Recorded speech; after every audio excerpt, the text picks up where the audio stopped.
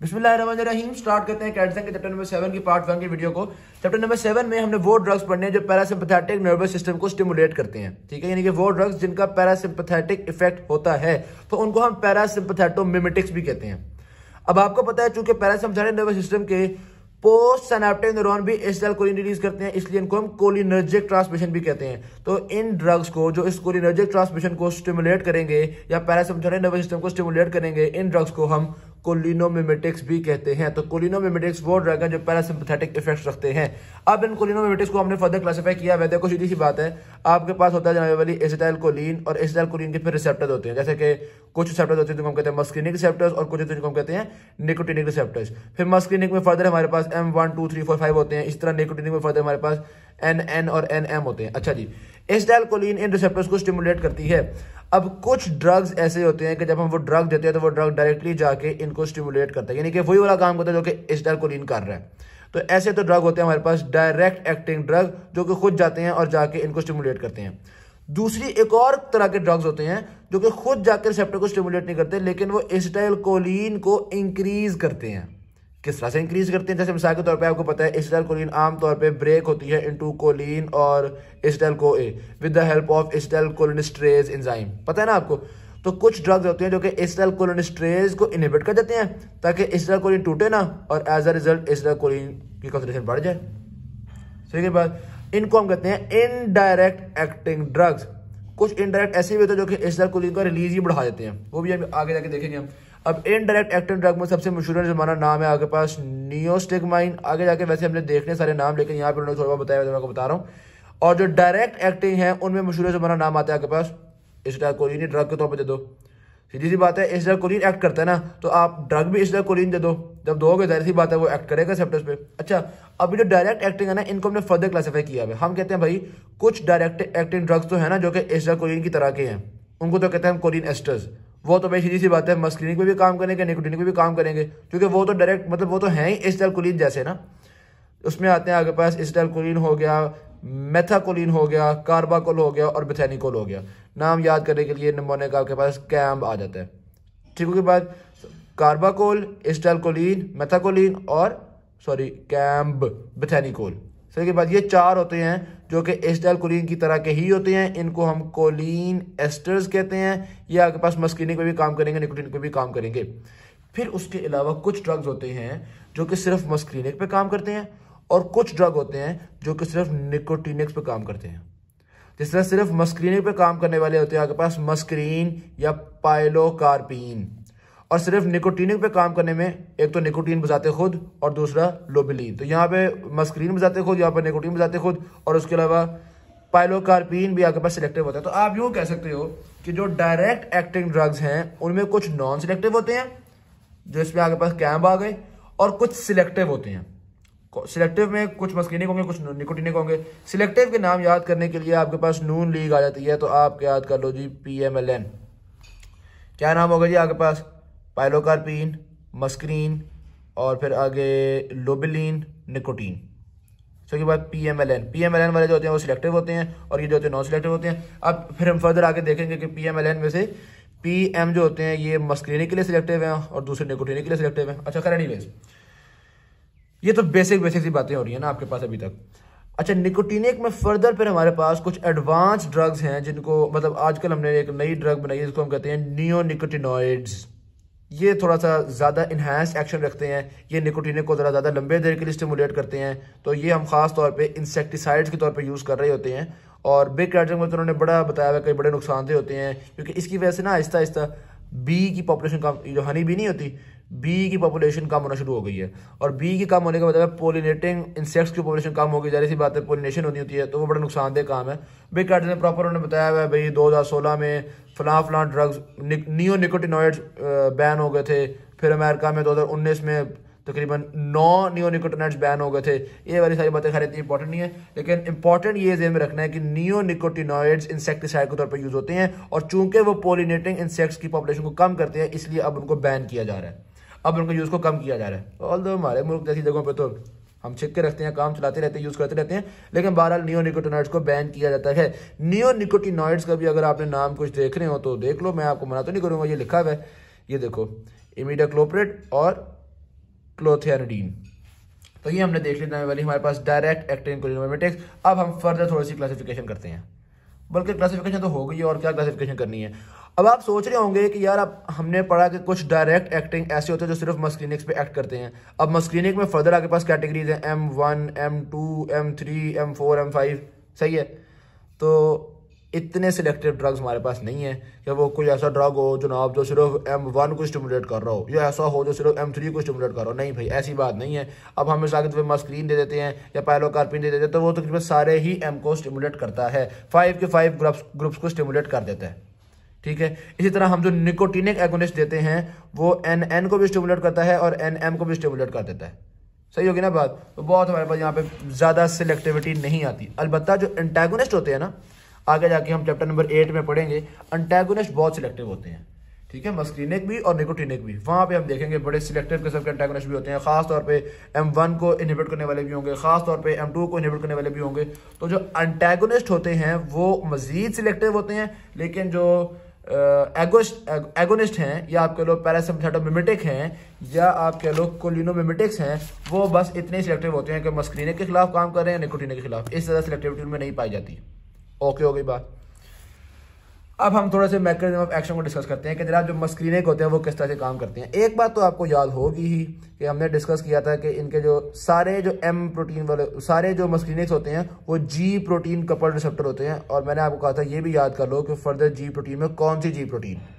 तो आप पूछोगे हम क्यों याद करें, इसलिए मैंने कहा था भाई M1 में होती है GQ, M2 में GI, फिर M3 में GQ, M4 में GI, फिर M5 में GQ। याद है आपको GQ GI GQ GI। तो सिर्फ आपके पास M2 और M4 होता है जिनमें G इनहिबिटरी होती है, बाकी सब में GQ होती है। तो यानी कि जो GQ वाले हैं ये किसी और मैकेनिज्म से काम करेंगे और जो G इनहिबिटरी वाले हैं वो किसी और मैकेनिज्म से काम करेंगे। तो पहले देखते हैं हम ये GQ वाले किस मैकेनिज्म से काम करते हैं। अभी जो GQ वाले हैं, जब इन मस्क्रीनिक रिसेप्टर्स पे आके एसिटाइलकोलिन लगती है या कोई भी मस्क्रीन आके लगता है या कोई भी इनका स्टिमुलेटरी लगता है, तो ये जाने वाली आपके पास एक्टिवेट कर रहे होते हैं फॉस्फोलाइपेज C को, ठीक है। किसको एक्टिवेट कर दिया उन्होंने, ये लिखा हुआ है फॉस्फोलाइपेज C को। ये सेल के अंदर आ गया phospholipase C। Phospholipase C form करवाता है 2 second messengers. 2 second messenger form होते हैं। एक का नाम है डाइएसाइल ग्लिसरॉल जिसको आप कहते हो डैग, और दूसरे का नाम है इनोसिटोल ट्राइफॉस्फेट, इनोसिटोल ट्राइफॉस्फेट, ठीक है। तो 2 फॉर्म हो गए। आया फॉस्फोलाइपेज C ने डैग फॉर्म कर दिया और इनोसिटोल ट्राइफॉस्फेट फॉर्म कर दिया। अब ये जो डैग है ये आपके पास प्रोटीन काइनेज के थ्रू कुछ ना कुछ एक्शन, प्रोटीन काइनेज C के थ्रू कोई ना कोई एक्शन करता है, ठीक है। यानी कि ये एक्शन करता है प्रोटीन काइनेज C PKC के थ्रू। और जो आपके पास इनोसिटोल ट्राइफॉस्फेट है ये बेसिकली कैल्शियम को रिलीज करवाता है। आपके वो जो स्मूथ मसल वगैरह होते हैं उनको जो सार्कोप्लाज्मिक रेटिकुलम में कैल्शियम भरी हुई होती है ना, उस कैल्शियम को रिलीज करवाता है। तो जाहिर सी बात है जब भी ये कैल्शियम को रिलीज करवाएगा तो ये मसल्स की कॉन्ट्रैक्शन कॉज करवाता है। तो ये हमने देखा कि जो GQ वाले हैं यानी कि M1 M3 M5 उनका मैक्सिमम एक्शन क्या है। सबसे पहले आपको पता आता है फॉस्फोलाइपेज C जो कि डैग और इनोसिटोल ट्राइफॉस्फेट फॉर्म करता है। डैग प्रोटीन का C के थ्रू काम कर रहा है और इनोसिटोल ट्राइफॉस्फेट कैल्शियम की रिलीज के थ्रू काम कर रहा है। ये मैकेनिज्म ऑफ एक्शन हो गया आपके इन 3 मस्क्रीनिक रिसेप्टर्स का। ओके होगी बात। अच्छा ये जो डैग है ना, इसके बारे में आपके जो ये है बिग कैटसन है उसमें उन्होंने एक और बात भी की है कि डैग भी opening of smooth muscle calcium channel में कभी कभी रोल प्ले करता है, ठीक है। इस बात के भी कुछ ना कुछ आपको एविडेंस मिलते हैं, लेकिन एनीवेज अभी वो अगर आप नहीं भी में रख लो तो गली मारो यार उस बात को। GQ तो आपका हो गया, ये वाली दोबारा बात रिपीट करने की जरूरत नहीं है। अब आते हैं आपके पास GI वाले यानी कि M2 और M4। GI वाले आपको ऐसी बात है इसमें वो वाला होता है जो 3 सब यूनिट होते हैं इसमें हमारे पास। तो ये आप देख सकते हैं हमारे पास ये M2 उन्होंने ड्रॉ किया हुआ है। इसमें आपके पास G प्रोटीन के 3 सब यूनिट हो गए, अल्फा बीटा गामा। इसमें से जो अल्फा वाला है वो जाएगा, चूंकि ये GI है, G इनहिबिटरी है, इसलिए ये अल्फा वाला जाके आपके एडेनोलाइल साइक्लेज को इनहिबिट करेगा क्योंकि G इनहिबिटरी है। जब एडेनोलाइल साइक्लेज को इनहिबिट करेगा उससे साइक्लिक AMP कम हो जाएगी। जब साइक्लिक AMP कम हो जाएगी तो उससे हमारे पास कैल्शियम चैनल और दूसरे जो चैनल हैं उनको हम लोग रेगुलेट कर लेंगे। ओके होगी बात। उसके अलावा ये तो मेन मैकेनिज्म होगा जो आपको पता होना चाहिए है GI का। साइक्लिक AMP को कम करता है ना। और जो GS हैं ऑल्दो वो इस चैप्टर में हमें नहीं पढ़ने, लेकिन शायद हम चैप्टर नंबर 9 में जाके पढ़ेंगे। सिंपैथेटिक नर्वस सिस्टम में जो बीटा रिसेप्टर्स होते हैं उनमें GS होता है, ठीक है। G स्टिमुलेटरी होता है, तो उसमें आपके पास एडेनोलाइल साइक्लेज एक्टिवेट होगा, साइक्लिक AMP बढ़ेगा, सीधी सी बात है। एनीवेज यहाँ पे हमने एक तो काम देख लिया, साइक्लिक AMP कम होता है और उसके थ्रू एक्शन होता है। एक और काम भी है कि एक और मैकेनिज्म ऑफ एक्शन भी है कि होता बाज़ औक़ात ये है कि आपका ये जो बीटा गैमा जो सब यूनिट बच गया ना, इस बीटा गैमा सब यूनिट के थ्रू भी जो पोटेशियम चैनल्स हैं उनकी ओपनिंग वगैरह करवाई जाती है। ठीक है, तो M2 के एक तरह से दो मैकेनिज्म हो गए, एक तो ये अल्फा यूनिट का काम करता है और दूसरा बीटा गैमा पे लग क्या काम होता है। और ये सिर्फ बिग कार्डिक में नहीं है, ये आपकी मिनी कार्डिक में भी लिखा हुआ है, ये यहाँ पे लिखा हुआ है M2 receptors via beta gamma subunit of the G protein to facilitate the opening of potassium channels in the heart. ठीक है, आपको याद है M2 जो होता है वो खासतौर पे मैंने कहा था कि 2 जो है वो हार्ट की तरह होता है, तो M2 का खासतौर पे हार्ट पे काम था।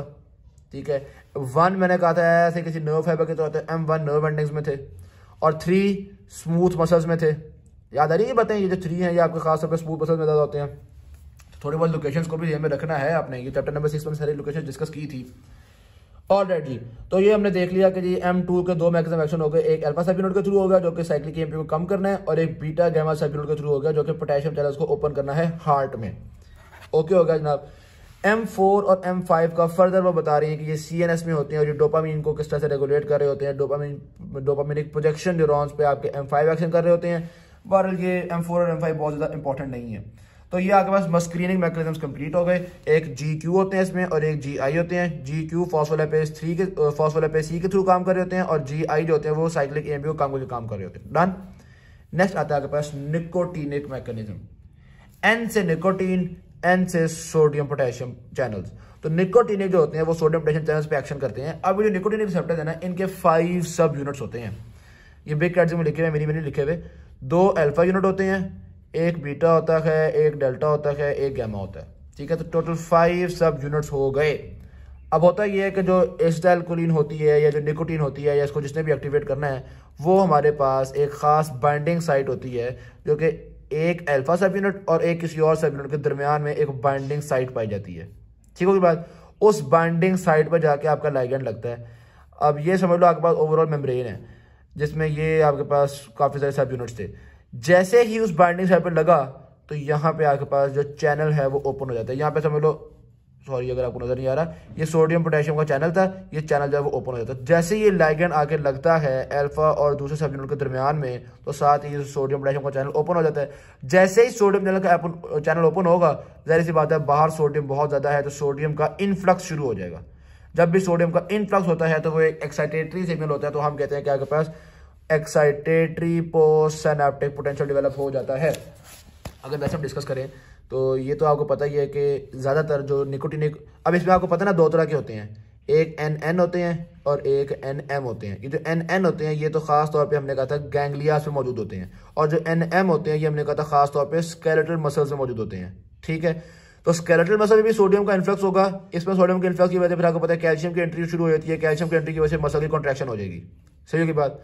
और जो गैंग्लियन है वहाँ पे क्या होगा, वहाँ पे पोस्ट सिनेप्टिक मेम्ब्रेन में, यानी कि जाहिर बात है जो सिनेप्स के बाद है जो पोस्ट सिनेप्टिक न्यूरॉन है, पोस्ट सिनेप्टिक मेम्ब्रेन में सोडियम की एंट्री होगी। सोडियम की एंट्री की वजह से हो सकता है एक्शन पोटेंशियल डेवलप हो जाए, और यहाँ पे जो एक्शन पोटेंशियल आ रहा था वो अगले न्यूरॉन तक पहुँच जाएगा। यही हमारे सिनेप्स का काम होता है। तो NN जो होगा उसमें आपके पास ये होगा कि यहाँ पे एक्शन पोटेंशियल डेवलप हो जाएगा। सही, पहले एक excitatory post synaptic potential develop होगा, और अगर एक्साइटेटरी पोस्ट सिनेप्टिक पोटेंशियल ज़्यादा बड़ा हुआ यानी कि अच्छी क्वांटिटी का हुआ तो जाहिर बात है फिर एक्शन पोटेंशियल डेवलप हो जाएगा और वो एक्शन पोटेंशियल आगे ट्रेवल करेगा। तो ये आपके मैकेनिज्म ऑफ एक्शन हो गया निकोटिनिक रिसेप्टर्स का, जो कि सिंपली आपके पास सोडियम पोटेशियम पंप्स को ओपन करके काम कर रहे होते हैं। कोई मुश्किल चीज़ नहीं थी इसमें। ठीक होगी बात। न्यूरोमस्कुलर एंड प्लेट में NM वाले होते हैं, दूसरी जगह पे आपके पास NN वाले होते हैं। ओके, NN वाले चूंकि गैंग्लिया में होते हैं इसलिए उनको हम NG भी कहते हैं। कैसी बातें लिखता है यार ये बंदा वैसे। अच्छा खैर एनीवेज, अब हम आते हैं टिश्यू एंड ऑर्गन इफेक्ट पे। टिश्यू एंड ऑर्गन इफेक्ट जाहिर सी बात है जो आपके पैरासिम्पथेटिक नर्वस सिस्टम के इफेक्ट्स होते हैं वही वाले इफेक्ट्स हमने यहाँ पे पढ़ने हैं। तो ये एक टेबल है, इससे थोड़ा बहुत हम लोग आइडिया लगा लेते हैं कि भाई क्या क्या इफेक्ट्स होते हैं। आईज में सीधी सी बात है, आपको पता है मायोसिस होती है, प्यूपिल यानी कि कंस्ट्रिक्ट होता है। प्यूपिल कंस्ट्रिक्ट होता है, सीलियरी मसल्स की कॉन्ट्रैक्शन होती है जिसकी वजह से ग्लोकोमा में हम इनको यूज़ करते हैं। सीलियरी मसल की कॉन्ट्रैक्शन होती है ना, जब सीलियरी मसल की कॉन्ट्रैक्शन होती है तो आईज के अंदर जो बहुत ज़्यादा पानी भरा हुआ होता है उसको निकालने में आसानी होती है। खैर ये बात आगे दोबारा हम डिस्कस करेंगे। हार्ट सारी बात है, हार्ट रेट को भी स्लो करेगा, हार्ट की कंट्रैक्टिलिटी को भी स्लो करेगा, वेंट्रिकल्स वो सारी बातें स्लो करता है। ब्लड वेसल्स की डायलेशन कॉज करवाता है, उसको भी हम पढ़ते हैं, बड़ी इंटरेस्टिंग डायलेशन कॉज करवाता है। ब्रोंकाई को ये कंस्ट्रक्ट करता है क्योंकि सिम्पथेटिक नर्वस सिस्टम डायलेट करता था, ये ब्रोंकाई को कंस्ट्रक्ट करता है। जीआईटी और यूरिनरी ब्लैडर, ये दो चीजें होती है जो कि पैरासिम्पथेटिक नर्वस सिस्टम को बड़ी पसंद है। इन दोनों को स्टिमुलेट करना है, मोटिलिटी को भी बढ़ाना है और स्फिंक्टर को थोड़ा खुला खुला करना है, रिलैक्स करना है ताकि फूड जो है वो आगे गुजर सके। इसी तरह यूरिनरी ब्लैडर की भी टोन को बढ़ाना है और जो स्फिंक्टर है उनको रिलैक्स करना है ताकि यूरिन जो है वो आगे पास हो सके। स्केलेटल मसल हमने देख लिया इसका क्या इफेक्ट होता है, न्यूरोमस्कुलर जंक्शन पे ये इफेक्ट कर रहा होता है। तो अगर बहुत ज्यादा पैरासिम्पथेटिक एक्टिविटी होगी या बहुत ज्यादा आपको लिनोमिमेटिक्स देंगे तो जाहिर सी बात है वो स्केलेटल मसल को बहुत ज्यादा स्पैज्म का सामना करना पड़ेगा, बहुत ज्यादा कॉन्ट्रैक्शंस का सामना करना पड़ेगा। ग्लैंड्स की भी इंक्रीज सिक्रीशन होती है, खासतौर पे सिलेवरी सिक्रीशंस को इंक्रीज करता है। अब ये बड़ी मजे की बात आ गई, सलाइवा की सिक्रीशंस को बढ़ाना आपके सिंपैथेटिक नर्वस सिस्टम का काम है, लेकिन वो सिंपैथेटिक न्यूरॉन्स जो कि सलाइवा की सिक्रीशन को बढ़ाते हैं उनका पोस्ट सिनेप्टिक न्यूरॉन भी एसिटाइलकोलिन रिलीज करता है। हमने ये बात पढ़ी थी कि सिंपैथेटिक नर्वस सिस्टम के ज्यादातर पोस्ट सिनेप्टिक न्यूरॉन्स नॉरएपिनेफ्रिन ही रिलीज करते हैं, लेकिन एक्सेप्शन ये थी कि सिंपैथेटिक नर्वस सिस्टम के वो जो कि एसिटाइलकोलिन को स्वेट ग्लैंड्स को इनर्वेट कर रहे होते हैं वो एसिटाइलकोलिन रिलीज करते हैं। तो ऑल्दो एसिटाइलकोलिन जब आप किसी में इंजेक्ट करोगे तो उससे सारे पैरासिम्पथेटिक इफेक्ट्स ही आएंगे, लेकिन एक सिंपैथेटिक इफेक्ट भी आएगा और वो होगा स्वेट ग्लैंड्स की सिक्रीशन को बढ़ा देना, क्योंकि ये सिंपैथेटिक इफेक्ट एसिटाइलकोलिन से हो रहा होता है। सही की बात। तो आप यूं कह सकते हो कि जो स्वेट ग्लैंड्स की सिक्रीशन है ये पैरासिम्पथेटिक नर्वस सिस्टम कॉज नहीं कर सकता, तेरी वजह सिंपैथेटिक कॉज कर रहा है। लेकिन अगर आपने ड्रग्स में एसिटाइलकोलिन दी तो एसिटाइलकोलिन जरूर कॉज कर सकता है, क्योंकि सिंपैथेटिक नर्वस सिस्टम भी एसिटाइलकोलिन के थ्रू ही काम करवा रहा था। सही है। पैरासिम्पथेटिक इसलिए नहीं कॉज होते क्योंकि पैरासिम्पथेटिक की नर्व्स यहाँ पे आए नहीं ना रही, पैरासिम्पथेटिक की नर्व्स तो कहीं और मुख्तलिफ जगहों पे एसिटाइलकोलिन रिलीज कर रही होती हैं, लेकिन सिंपैथेटिक यहाँ पे एसिटाइलकोलिन रिलीज करता है। तो एसिटाइलकोलिन का ड्रग देने से या आप कह लो कोलिनोमिमेटिक ड्रग देने से एक सिंपैथेटिक इफेक्ट भी प्रोड्यूस होता है और वो है यहाँ पे स्वेट ग्लैंड्स। क्योंकि ये बड़ी बस इंटरेस्टिंग बात है, मैं इसको दोबारा रिपीट करने का फायदा कोई नहीं है। अच्छा, अब मैंने आपसे कहा था ब्लड वेसल्स में इनका बड़ा इंटरेस्टिंग सा इफेक्ट होता है, वो क्या इफेक्ट होता है वो भी हम देख लेते हैं। यार ये आगे पास ब्लड वेसल, ठीक है। अब ब्लड वेसल की वॉल में थोड़ी मोटी बना रहा हूँ क्योंकि इसके अंदर हमने काफी सारी कहानी चलानी है। अब ये जो ब्लड वेसल ये होगी ब्लड वेसल की वॉल। अब ये जो ब्लड वेसल है ना, इसके ऊपर आपके पास बहुत सारे, इसमें आपको पता है स्मूथ मसल्स होते हैं जो कि ब्लड वेसल की कंस्ट्रिक्शन करवाते हैं, डायलेशन करवाते हैं, ये सारा कुछ करवा ही रहे होते हैं ना। तो आपके पास यहाँ पे स्मूथ मसल्स मौजूद हैं। ओके होगी बात। इन स्मूथ मसल्स तक डायरेक्टली ना पैरासिम्पथेटिक की इनर्वेशन आ रही है, मतलब पैरासिम्पथेटिक नर्वस सिस्टम डायरेक्टली इनको इनर्वेट नहीं कर रहा होता। तो फिर हम क्यों कहते हैं कि parasympathetic nervous system blood vessels को डायलेट करवाता है? भाई कैसे डायलेट करवाएगा जब नर्व ही नहीं आ रही, जब इनर्वेशन ही नहीं आ रही, तो डायलेट कैसे करवाएगा?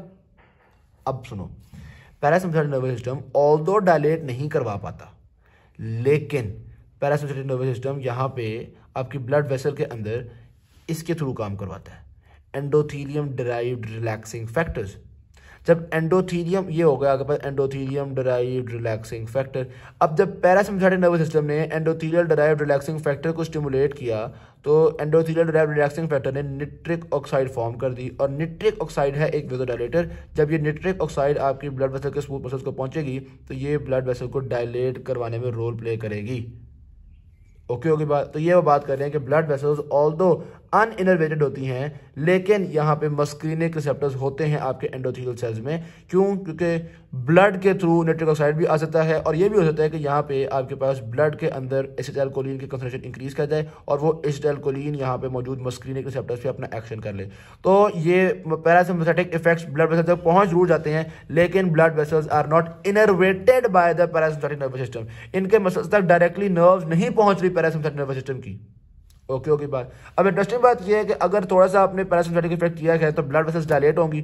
जब डायलेट होंगी तो क्या होगा? आर्टीरियल प्रेशर फॉल करेगा। जैसे ही आर्टीरियल प्रेशर फॉल करेगा, बॉडी के जो रिफ्लेक्सेस होते हैं, वो जो बेरो रिसेप्टर वगैरह होते हैं, ये वो कहेंगे यार आर्टीरियल प्रेशर फॉल कर रहा है, ओए होए हार्ट रेट को इंक्रीज करो, आर्टीरियल प्रेशर बढ़ाने की जरूरत है। तो हुआ ये कि although parasympathetic nervous system heart rate को डिक्रीज करना चाहता है, लेकिन चूंकि पैरासिम्पथेटिक नर्वस सिस्टम वेसोडायलेशन कॉज करता है, इसलिए पैरासिम्पथेटिक नर्वस सिस्टम की वजह से बाज औकात बॉडी एक रिफ्लेक्स शो करती है, एक रिएक्शन शो करती है और टैकीकार्डिया हो जाता है।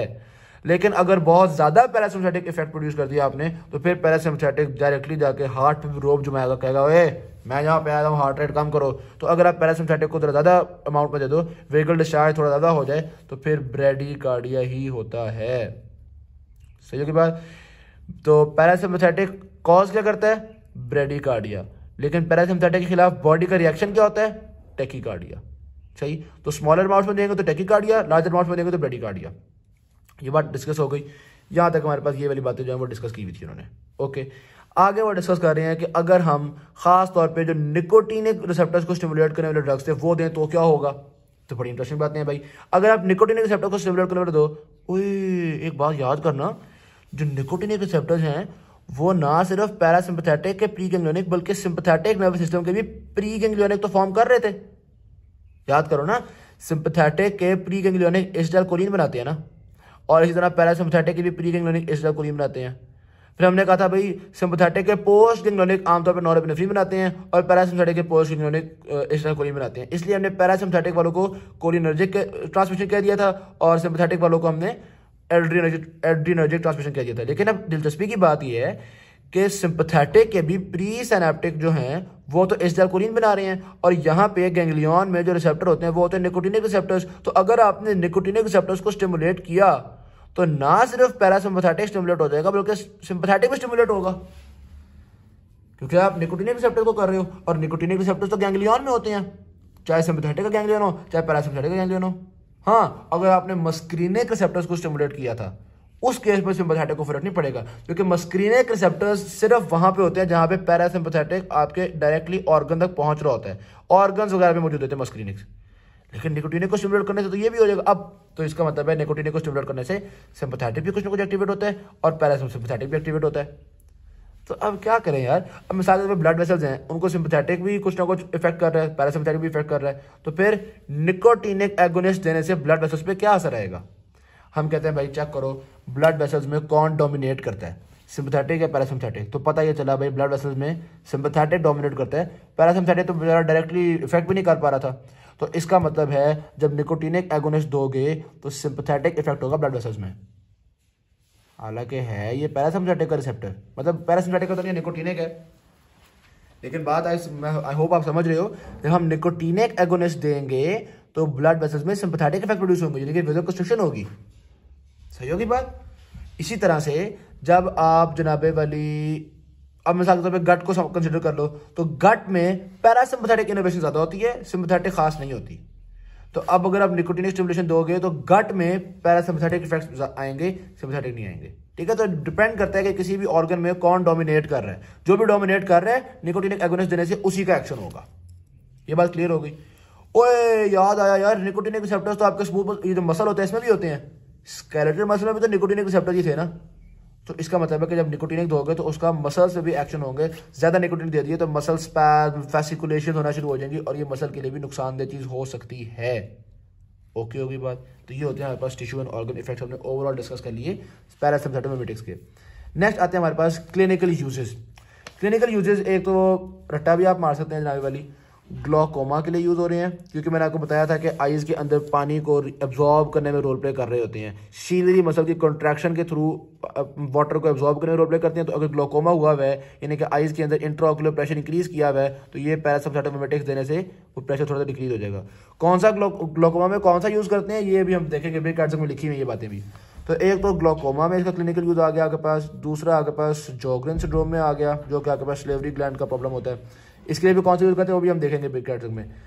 अच्छा जी, फिर तीसरे नंबर पे आपके पास लॉस, अगर ब्लैडर और बोल की मूवमेंट कम हुई हुई हो, ब्लैडर और बोल रुके हुए हों, यूरिन पास ना हो रहा हो, फिशेज आगे ना जा रहे हों, तो उस कंडीशन में भी हम लोग पैरासिम्पथेटिक मिमेटिक को यूज करते हैं। कौन से वाला पैरासिम्पथेटिक मिमेटिक यूज करते हैं वो भी आगे ब्रेक कार्ड्स में लिखा हुआ है, लेकिन वो चलो मैं आपको अभी बता देता हूँ क्योंकि वो बड़ा मजे का नाम है उसका। बी से ब्लैडर, बी से बॉल, बी से हो गया बिथेनिकोल। ठीक है, तो बेसिकली बिथेनिकोल वो वाला डायरेक्ट एक्टिंग होता है जो कि ब्लैडर और इसकी बोन, सॉरी ब्लैडर और यार एक तो बोल यानी कि आपकी इंटेस्टाइन्स वगैरह, क्यों मैं कंफ्यूज हो गया था। अच्छा, ब्लैडर और बोल में इंक्रीज करने के लिए कौन यूज होता है? बिथेनिकोल। तो बी से ब्लैडर, बी से बोल, बी से हो गया बिथेनिकोल। ओके होगी बात। सोजोग्रम सिंड्रोम में वो एक सी से स्टार्ट होता है नाम उसका, वो अभी आगे जाके हम लोग इंशाल्लाह इस पार्ट की वीडियो के एंड में ना हम लोग कैटेगराइज भी करेंगे, क्लासिफिकेशन भी करेंगे, ब्रेक कार्ड्स का टेबल देखेंगे, तो बड़ा इंशाल्लाह अच्छा हमारा एंड होने वाला है। सारी चीजें आपके लिए में रिलेट करेंगी। इन तीन के खिलाफ क्लिनिकली यूज करते हैं हम, ये बात तो तय हो गई। उसके अलावा स्केलेटल मसल पर चूंकि भी एक्शन होता है, आपको पता है निकोटिनिक्स का, तो स्केलेटल मसल पैरालिसिस के लिए भी बाज़ औक़ात हम यूज़ करते हैं सक्सिनाइल कोलिन को। ओके हो गया। इसी तरह से निकोटिनिक इफेक्ट्स के लिए बाज़ औक़ात जो लोग स्मोकिंग करते हैं ना, उनको हम कहते हैं यार आप सिगरेट छोड़ दो, वो कहेंगे सिगरेट छोड़ेंगे तो भाई बेड़ा गर्क हो जाएगा। उनको बेसिकली जो एडिक्शन होती है ना, वो होती है निकोटीन की वजह से, ठीक है। लेकिन उस एडिक्शन के चक्कर में वो इतना स्मोक कर रहे होते हैं, इतने कार्सिनोजेंस उनके अंदर जा रहे होते हैं, तो हम ये कहते हैं कि यार ऐसा करते हैं, तुम्हें कोई ऐसी चीज़ बना के देते हैं कि तुम्हारी जो निकोटीन वाली हसरत है ना वो पूरी हो जाए। तो वेरेनिसिलीन यूज़ होता है, किसी को अगर स्मोकिंग से छुड़वाना हो आपने, तो वो वेरेनिसिलीन उसको हल्का हल्का देते रहते हैं, जिसकी वजह से वो स्मोकिंग छोड़ने से उसको एडवर्स इफेक्ट्स इतने ज़्यादा नहीं फील होते, लेकिन ज़ाहिर सी बात है वो बहुत सारे कार्सिनोजेन से बच जाता है। ओके ओके बात। अच्छा जी, निकोटीन वो कह रहे हैं जी न्यूरोमस्कुलर जंक्शन पे हम लोग इंजेक्ट भी। अच्छा, मायस्थीनिया ग्रेविस में बड़ा रोल आता है आपके पास निकोटीनिक्स का। मायस्थीनिया ग्रेविस को हम डिटेल से डिस्कस करेंगे पार्ट 2 की वीडियो के एंड में। ओके ओके बात।